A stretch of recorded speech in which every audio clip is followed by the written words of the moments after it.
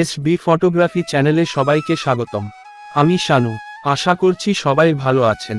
আজকের ভিডিও হলো মায়াপুর গঙ্গার ঘাট। এই ঘাটটির আর এক নাম প্রভুপাদ ঘাট। আপনারা যারা মায়াপুর আসেন গঙ্গা স্নানের জন্য আর উপযুক্ত জায়গা খুঁজে পান না, তাদের জন্য এই ছোট্ট ভিডিও।